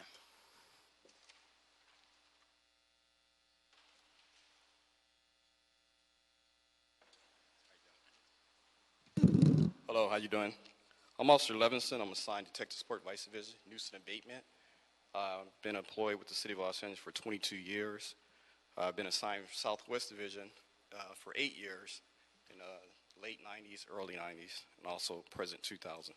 I've been assigned to Detective Support Vice Division for 10 years and have served numerous abatements in the area for just Southwest, Southeast, and Harbor, and also 77th Division. Here today, I want to talk about the main issue. Since I've been a part of nuisance abatements, this is probably one of the fewest times that I had an owner that's been very uncooperative. And the reason why, because he appears to be unable and unwilling to mitigate the nuisance problems in the area. Also, again, with the past, in 2005 is when this came assigned. I was assigned with Rebecca Gardner, and what we did then was sign some suggested improvements. We sat down with Mr. Patel, and that was actually the only time I actually sat down with Mr. Patel. And those conditions that we suggested still, again, the problems wasn't mitigated and not even resolved at the time. Again, this came back up in 2013, met with the SLO officers in the area, and also actually have about 179 citizen declarations since March 13 and also 2013 and 2015. I received about 190 radio calls for service, about 115 police reports just generated in the area. When we talk about Galloway, the security company, I have dealt with Mr. Galloway in the past on other occasions, and the security itself is just not and hasn't been implemented in that area. The problems still occur. We've done numerous operations at this location, from disorderly house, from narco, and also conducting surveillance at this location. When you surveil a place, it's literally a officer's nightmare because of the way it's set up, the structure is. Once you enter the location, there's no view of what's going on inside the location. Once you enter the location, we have entered numerous times. We see a lot of individuals loitering on the stairwell and also in the courtyard itself. Back in 2005, it was a known West Boulevard gang member location where they were pretty much setting up their, what we call their headquarters, which we had to come together with the gang and narco division to put that to rest. Again, I do support revocation, and also I like to see, as LAPD, we don't like to see business closed, but we also like to see the conditions opposed. Thank you. We have public comment at this time. Folks have 1 minute each. We actually Eva Arbery. Good afternoon. My name is Eva Arbery. I'm with West Adams Neighborhood Council. And I guess I'm here because our neighborhood council, we don't want Mr. Patel's hotel or whatever it is, motel. It's unbelievable. You heard John Biondo, the officer, and Officer Mejia, or Deeks, or Livingston. It's been horrible. People are afraid to walk down the street. Kids, children. It's just absolutely awful for the young and for the old. And please, please, please deny it. Thank you. We have Julie Lane, I think is the name. Good afternoon. My name is Julie Kane. Kane. I find it's hard to believe that Mr. Patel's representation would say that he is sympathetic to the community. There's a church right next to the motel who has a meeting every third Monday of the month, and never has anyone from the motel ever attended. Also, there's a council meeting the third Monday. Actually, the church meeting is on a Wednesday, and the neighborhood meeting is on a Monday. Never has Mr. Patel ever shown up at a meeting. I was caught in crossfire. My car was shot with me and a friend inside. Gunfire coming from opposite the motel. I come home late on Wednesday and Thursday evening from teaching. I see prostitutes coming out of that motel. They're staggering across the road with alcohol. Never once have I seen any guard or anyone from that motel who's coming out to advise the people to curb it. Thank you. I'm asking you to keep all the conditions on the motel. Thank you. We have Miriam Hussein Zadel.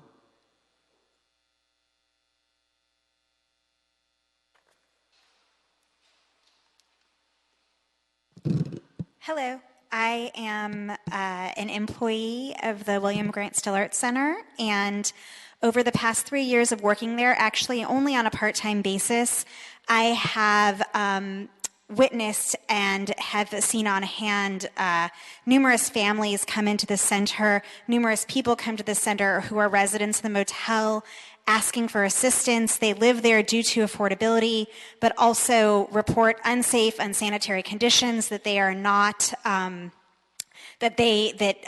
of access to belongings, all of the things at which the imposed conditions are seeking to remedy. Basically, being poor and on subsidy is not a crime, but the real crime is Mr. Patel not abiding by these conditions that zoning put in for good reason. Based on city attorney interviews, visits, and observation, I know Mr. Patel as well. It has had other motels in this city that have had similar issues, including Travelers Motel on Skid Row for 15 years. That's your time. Amy Montevalli, Ana Cornejo, Octavia Hernandez.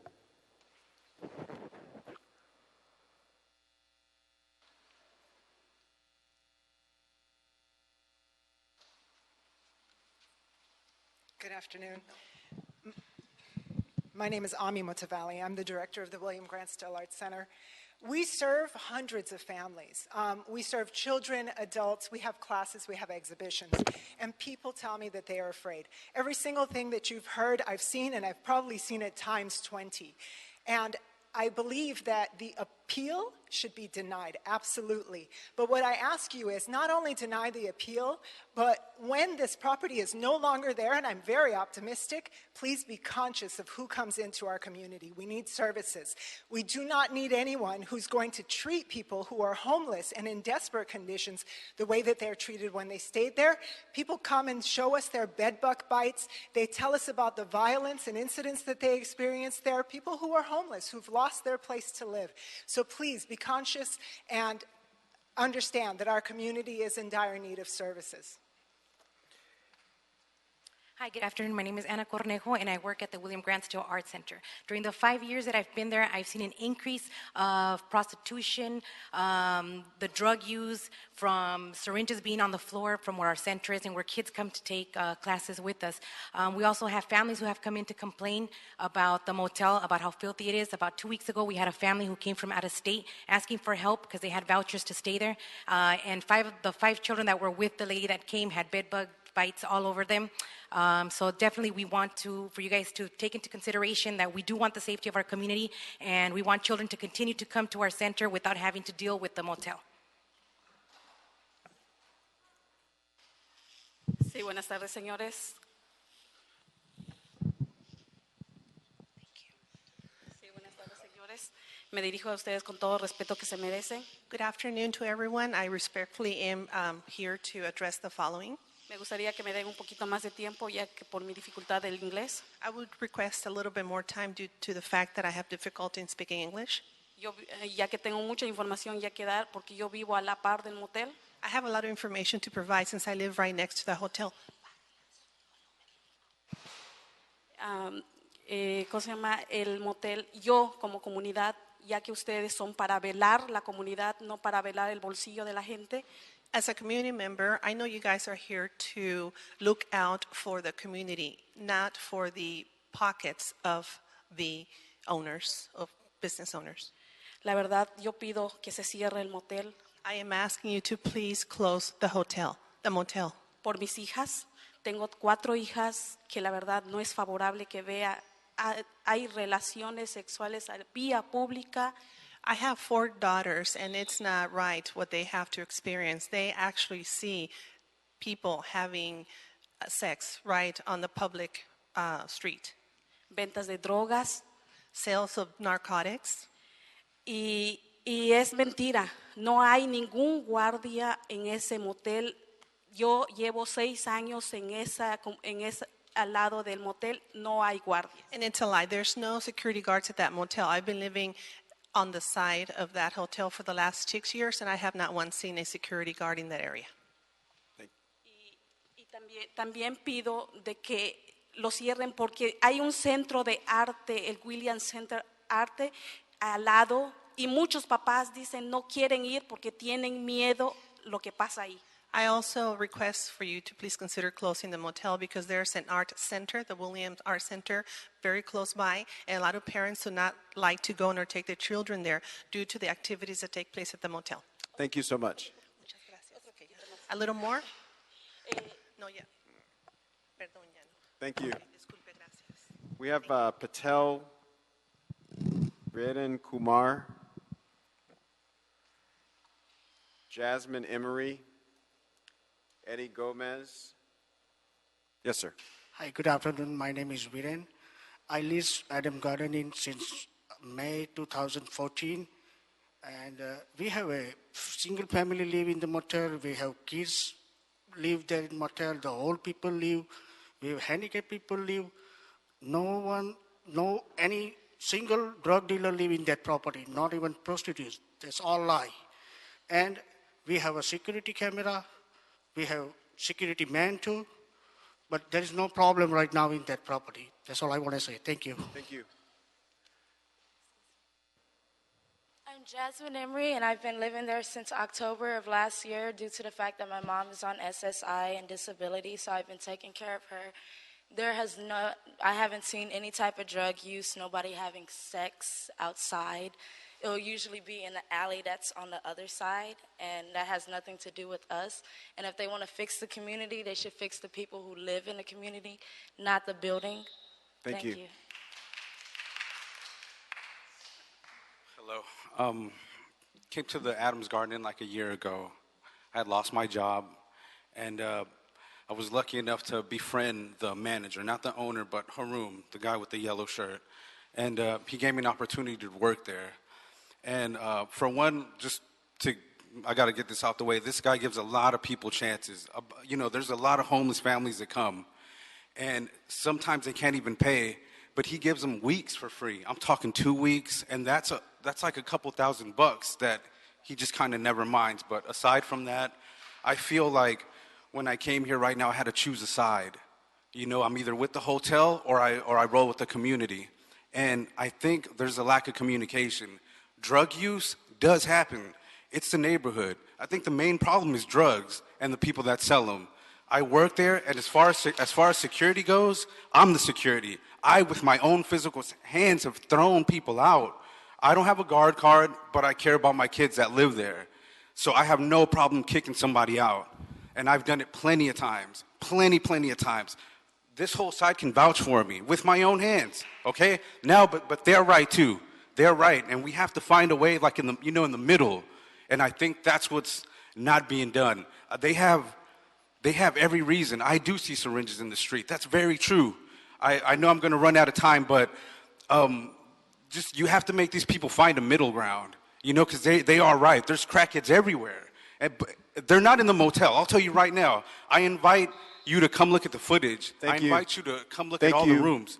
And I'm telling you, we just need to come together. There's got to be a middle ground. Sir, you're done. Thank you.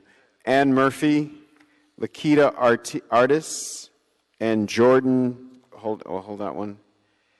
And Glenn J is what I'm going to call you. Good afternoon. My name is Ann Murphy, and I've been resident of the hotel since June of this year when my roommates evicted me right after I started a new job, so I had no money to get an apartment. I was able to move into the hotel. I have a job at Trader Joe's, 30 hours a week. I have a bachelor's degree. I am not a drug addict. In the time I have lived there, I have not witnessed any prostitution or drug dealing in the hotel. I have, however, watched it on the street from my window. These are not the tenants who are selling the drugs out there, okay? And for that matter, I looked it up online. According to the California State Attorneys General, there are 83 registered sex offenders in the 90016 area zip code. Not one of them live in the motel, but quite a few of them live on Boulevard, which runs adjacent to the motel. I feel safe in the hotel. I do not feel safe walking from my car to the hotel. I do not feel safe walking down the road to Subway. Because of this, I have had 2 men follow me back to the motel, to my room, from the neighborhood. The managers, thankfully, Eddie and Haroon, threw them out. Thank you. So it's not the hotel that's unsafe. Thank you.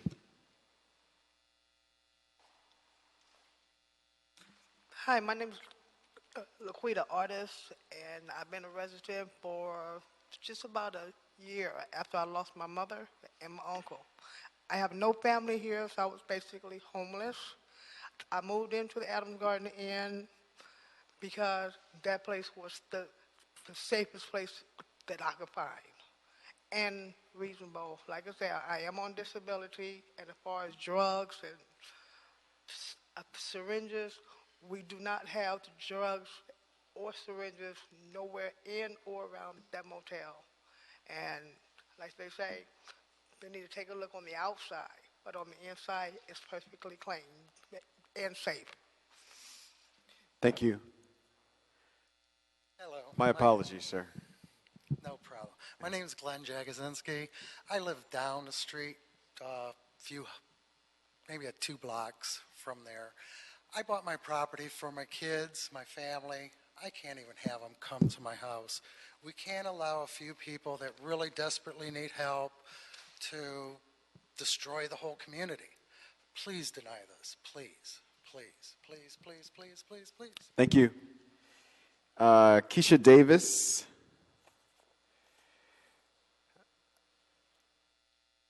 Hi, good afternoon. My name is Keisha Davis. I'm a resident of West Adams, and I am a former employee of the William Grant Still Arts Center. I've observed the activity at the motel for the past 4 years, and it's horrific. You know, we've had a lot of conversations with former residents of the motel, and I really feel for them, and we're a resource for those who are living there. We've done all the organizing we can with community organizers from ACE and Community Coalition, and we've tried to have communication with the motel. That's the troubling thing. I hear that there's interest in working together, but there hasn't been. So that's why I feel like management is negligent and they have no interest in improving the situation. So I strongly oppose the appeals, and I really suggest that you think about what could be in that place. Maybe some services, organizations that are helping with transitional living. what have you. But I just want to be very upfront about what has happened in the past 4 years. I've seen a lot of screaming. I've seen a lot of violence, a lot of criminal activity. Thank and you. Families are at risk. Thank you. We have Ms. Taboo.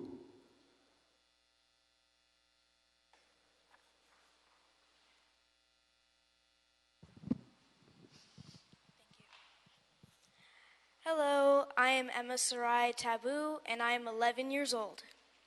I live around the corner from the motel, and I have witnessed such horrible things as sex in the balcony of the motel when I was only 8 years old. I have seen prostitution and human trafficking, and it's not okay. And I can tell that it's linked directly to the motel because, as I said, it's on the balcony. I'm afraid to walk in my own community, and I feel as if the motel could be used for a job training center or something of that sort and not what it's used for now. I really hope that you deny the appeal, and that's all I have to say. Thank you.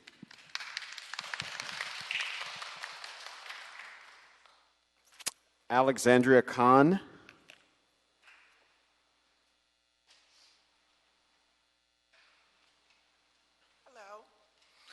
I'm Alexandria, and I moved to the Adams Garden Inn in January of this year. I work for the state of California. I am not on welfare. I don't do drugs, and I'm not a prostitute. I have a 17-year-old son with autism, and we've lived in that motel for 10 months, and I have not had one issue. Not one. He goes to school every day. He comes home. I don't have any problems with the Adams Garden Inn. None whatsoever. It provided me with a place to live for me, my husband, and my son. I work, I pay the rent, we buy our own food. I've never went to any of these community people and asked them for a handout to help me with a voucher or any of that. And I have never seen any of these people that stepped up here today in that hotel or surrounding the hotel. And they want to make it a point that they are the community. Well, we might live at the Adams Garden Hotel, but we are part of the community too. That's your time. Thank you. We have Stella Mae L. Quinley.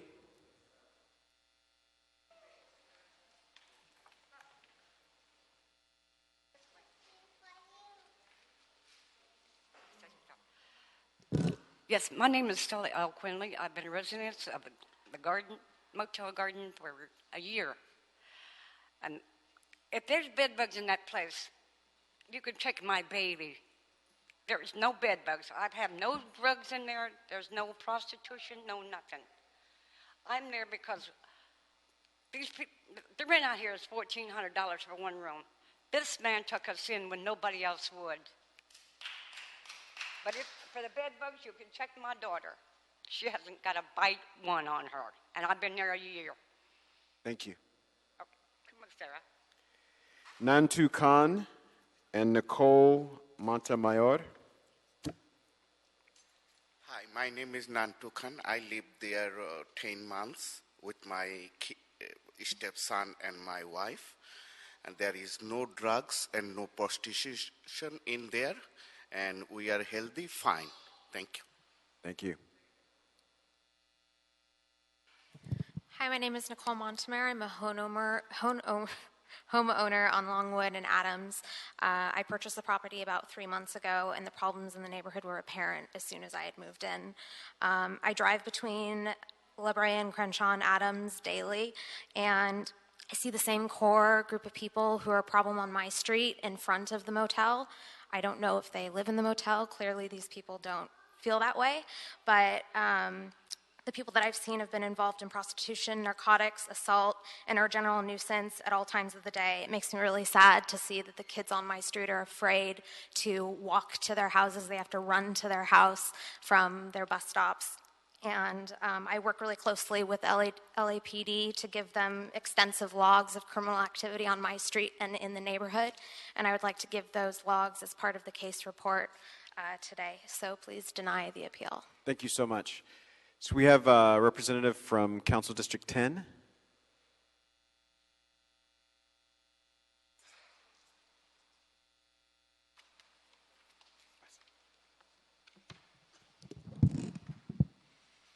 Good afternoon, members of Plum. My name is Jordan Brewerkeem. I'm here on behalf of Council President Herb Wesson's office. We'd like to thank everybody who showed up to the hearing today to speak on this item. This establishment has posed a threat to the community and is a destination for criminal and gang activity. Issues and concerns have been lurking around this establishment back when Councilmember Wesson was deputy to former Councilmember Nate Holden. At the public hearing held by the ZA's office in March of this year, there was overwhelming opposition to the item, not only from our office, but from Southwest LAPD, from residents in the community, as well as the William Grant Still Community Arts Center. Conditions have gotten so bad there that it's gotten to the point where our office provides funding for security services to the art center there, to not only provide security services to the center, but to the alley directly to the north of the site. It was concluded in the letter of determination mailed out by the ZA, that the ZA's office, that there have been 127 investigations done at this site between October 2003 and September 2014, as well as 230 crime or arrest charges between January 2004 and November 2014. This operation has been a strain on city resources, especially LAPD Southwest Division. Our office took the liberty of requesting from LAPD the calls of service at this location since the letter of determination was mailed out, which was roughly 90 days ago. It is evident by these reports that there's still activities ongoing on that site even as of 90 days ago, and so we don't feel that there's any merit to this appeal and that there's still an ongoing issue there. I wanted to submit the calls for service, but I believe LAPD has already submitted it, as well as a criminal activity log that was just submitted to the city clerk. For these reasons stated, our office please ask that this body deny the appeal and sustain the decision of the zoning administrator, and please move this matter along to full council for consideration. Thank you so much. Thank you. Questions, members? Excellent. I have one question for planning. The conditions that are proposed, or the conditions that have been that are being appealed, do they, one, close the motel, or two, cause any of the current law-abiding tenants to be evicted? For the record, Lourdes Green, the conditions are just imposed corrective conditions. There's no revocation of the use at this point, so there will be no displacement. So the hotel will not close? Okay. No, this is not a revocation of it. It's just first-time imposition of corrective conditions. Thank you for clarifying that. And then second, would it cause the eviction of any law-abiding tenants? There should not be any eviction unless there's some sort of criminal activity that would ordinarily cause the tenant to be evicted under any regular provision. So this just has operational requirements regarding security and so on. And the reason for the security, if I may ask, that by the 24-hour security on site is really because a lot of the crimes were actually from people inside that were victims of the crimes also. So whether it's locked or something from outside, a lot of activities and a lot of the calls for service and a lot of investigations related to that. So this would just be to improve the operation. Most of those conditions are typical ones that are imposed. I think the city attorney may have something to say on just maybe tweaking some of the conditions in response to the applicant's representative regarding some of the constitutional issues, but overall I think most of the conditions would reflect what we usually would impose on an operation of this type. Thank you. City Attorney? Yes, I just, the hotel's legal counsel brought up he made some points about some of the conditions, so I will look at those and I'll be in contact with the zoning administrator, and if they need to be modified in any way, they can do it at full council tomorrow. But I don't want to change them at this point. Yes. Excellent. Thank you. We deny the appellant's case and sustain the zoning administrator's findings. Excellent. Second. Hearing no objection, because there's nobody to object.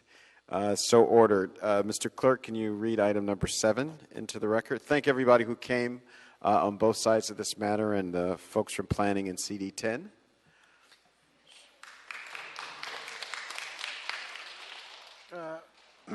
Item 7, Councilman, is an appeal by Alan Shirian. This is a hardship exemption in CD5 for the property at 2001 South Selby Avenue.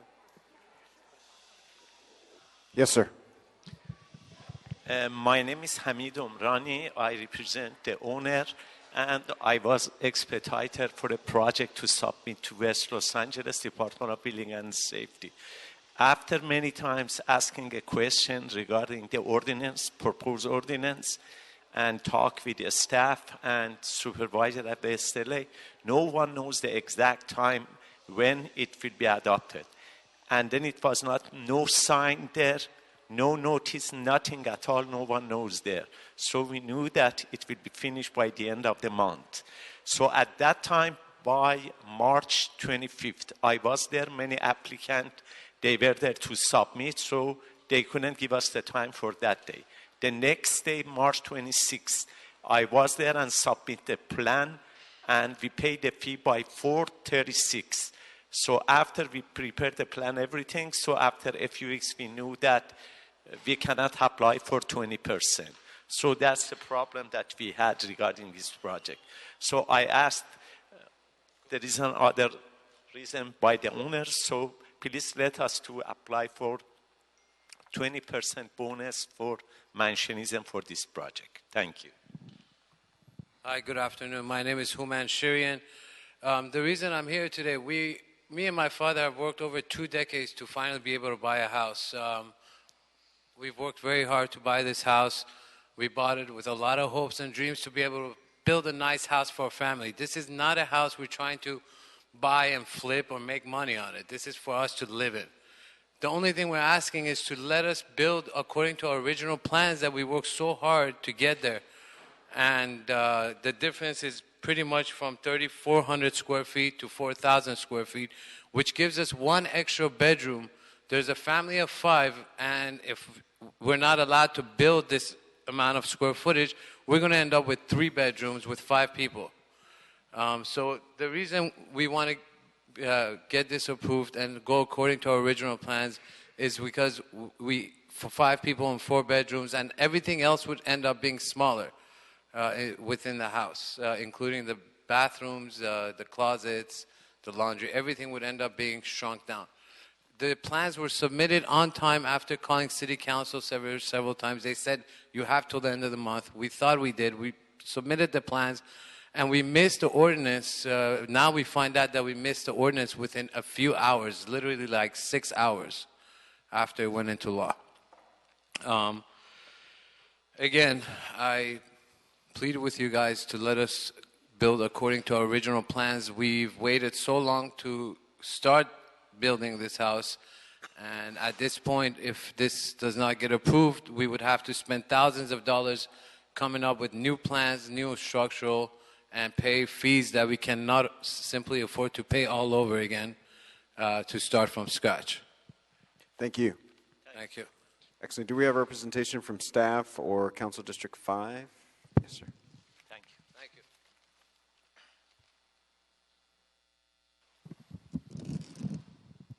Good afternoon, committee members. My name is Noah Molstein. I'm a planning deputy for Councilmember Paul Koretz's office. Our office has heard from the applicant and many times, and they've really stepped us through just kind of their timeline of when they thought the IUCO was going to be adopted and when they submitted their applications, and they've also stepped us through why they feel that this project qualifies for a hardship exemption. It's really an unfortunate set of circumstances, but our office has reviewed this and looked at it, and we just don't feel that this case rises to a level of granting a hardship exemption. So therefore our office is requesting that you deny the request to be exempted from the current ICO. Any questions? Thank you. We have Barbara Brody.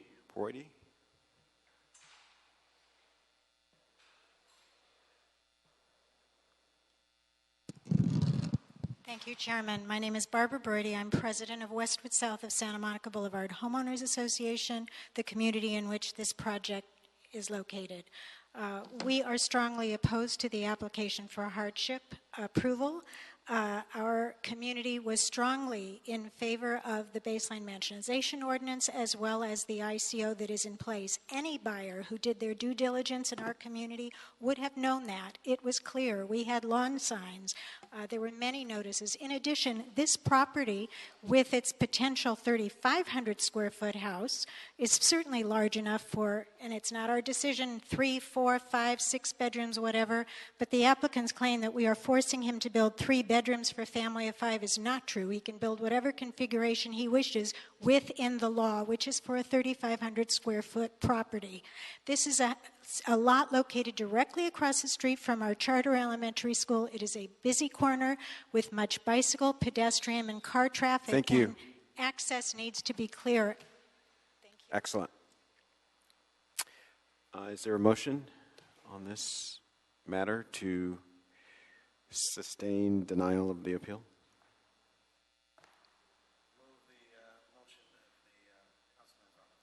Excellent. Is there a second? Excellent. Hearing no objection. Yes, sir, Mr. Clerk. So the hardship exemption is denied. Yes. Excellent. That concludes business for this planning and land use management meeting. Thank you all. We're adjourned.